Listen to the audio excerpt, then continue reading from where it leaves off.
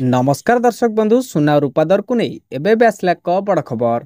जदि आपण माने सुना किंबा रूपा किणवाकू चाहूचंती बा योजना करिसंती तेबे प्रथमे जानि नियंतु आज केते रहिछि सुना और रूपार दर। बास्ता पूर्वरु आम चैनल नुआ थिले सब्सक्राइब करी पाखरे थिबा घंटी चिन्ह को दबाई दियंतु जहा द्वारा एभली नुआ नुआ वीडियो आपण सर्वप्रथमे देखिबाकू पाई परिबे।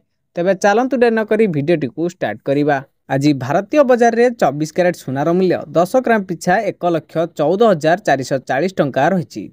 सेहीपरि 22 क्यारेट सुनार मूल्य 10 ग्राम पिछा 1,04,900 टंका रही। सेपटे मुंबई में 24 क्यारेट सुनार मूल्य 10 ग्राम को 1,14,440 टंका रही बेले 22 क्यारेट सुनार मूल्य 10 ग्राम को 1,04,900 टंका रही। नुआ दिल्ली में 24 क्यारेट सुनार मूल्य 10 ग्राम पिछा 1,14,590 टंका रही बेले 22 क्यारेट सुनार मूल्य 10 ग्राम को 1,05,050 टंका रही।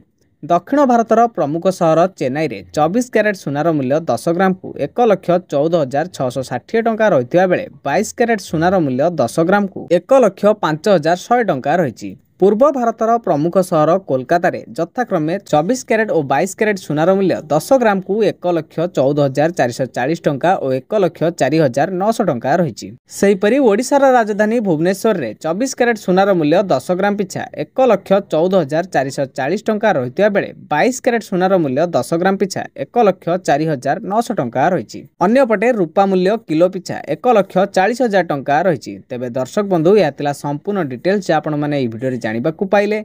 वीडियोटी भल लागिथिले गोटे लाइक कर दियंतु। आम चैनल नुआ थिले सब्सक्राइब करी पाखरे थिबा घंटी चिन्ह को दबाई दियंतु।